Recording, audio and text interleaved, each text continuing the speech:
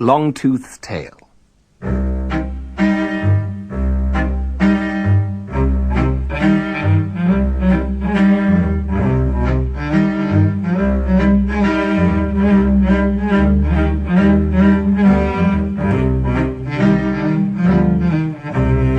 A long, long time ago, a broad-sailed longship was struggling through the cold, grey North Sea that lies between Norway and Scotland. It was a wooden ship, with the bow carved like a dragon's head, and a huge red sail on the mast, with a great black raven painted on it. The people in the ship were Vikings, seafaring folk who liked to sail here and there, always on the lookout for what they could steal.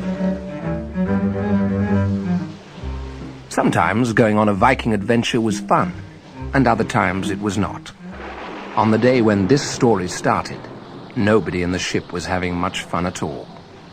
As soon as they were at sea, a fierce wind began to blow, and it started to rain. Then a thick white fog came down, so they could hardly see the oars in their hands, let alone where they were going. All the Viking crew just sat and grumbled. All, that is, except the cabin boy, Niall, who had climbed up the mast to keep a lookout for rocks. Their captain, old Ulrich, was trying to hide under a rowing boat.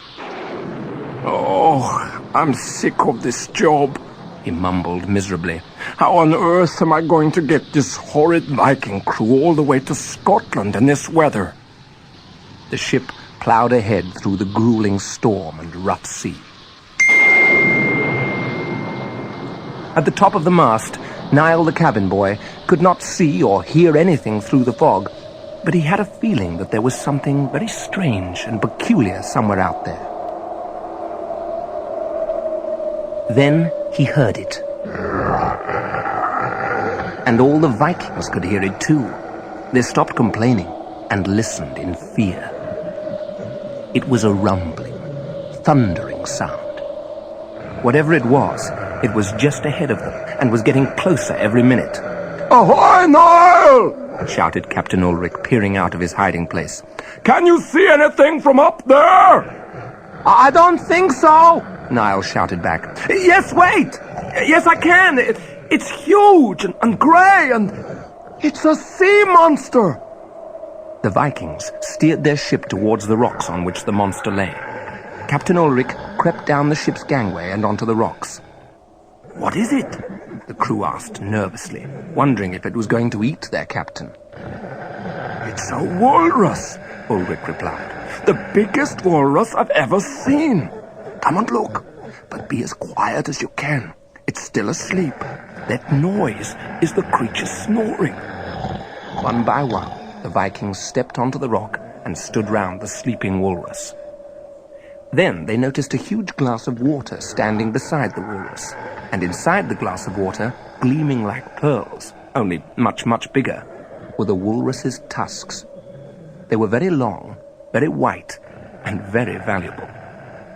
They're a kind of ivory, and you can carve them into all sorts of precious and beautiful things, though walruses only use them to eat with. "He must have put them in a glass while he was taking a nap," said Niall. "We'll take them away before he wakes up," said the captain. "They're worth a fortune. I've never seen tusks as big as these before. We're all going to be rich." "We're all going to be rich," chorused the Vikings, dancing up and down. "Hooray!"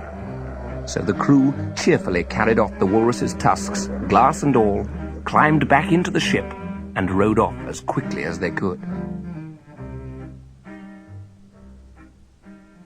The walrus rolled over dreamily on his rock, opened his eyes, yawned, and stretched his flippers. "What a pleasant, refreshing nap," he said to himself. It was not until he was properly awake that he realized there was something wrong, something missing from his rock. Now, what was wrong? What was it? His teeth. Where were they? Where could they have gone? As he waddled about in circles on the rock, looking under every bunch of seaweed, something a long way off caught his eye. It was hardly bigger than a speck on the horizon, but although the walrus was old, His eyes were very sharp, and he could see that the speck was actually a sail. It was square and red, and had a big black bird on it. A sail. A Viking sail. That meant a Viking ship. It must have passed this way. Oh, no.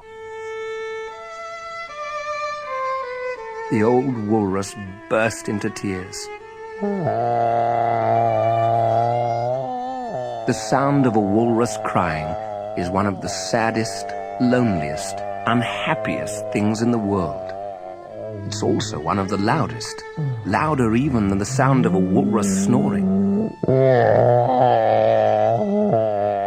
The walrus's relations heard it and hurried towards the rock to see what was happening.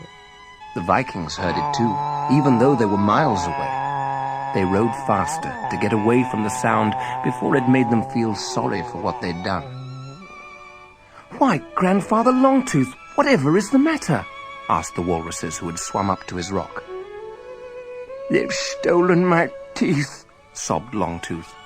"Those horrible Vikings. They sailed up in their ship while I was asleep and took them away." And once more, Longtooth started to cry. The walruses all shook their heads, trying to think of something that would help. At last, one young walrus said hopefully, "You could go and see the oldest, biggest, wisest walrus of us all. Perhaps he'd know what to do." "But that's me," sniffed Longtooth.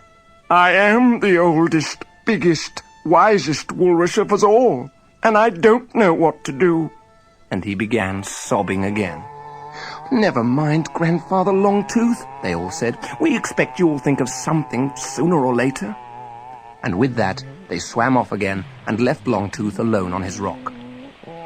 Longtooth sat sadly in the rain, staring miserably out to sea. What was he to do? After a long time, the sky grew brighter and the sun began to shine. Colors grew out of the air. A big half circle of red, orange, green, blue, indigo, and violet appeared. A rainbow. The walrus's face lit up. A rainbow, of course! That was the answer. Everyone who lives in the far north knows that a rainbow is not just sunshine behaving in an unusual way.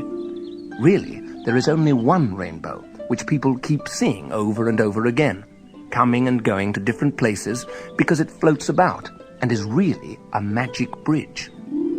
One end floats over the earth, while the other end bends over the edge of the world and joins another world called Asgard, where the gods of the north live.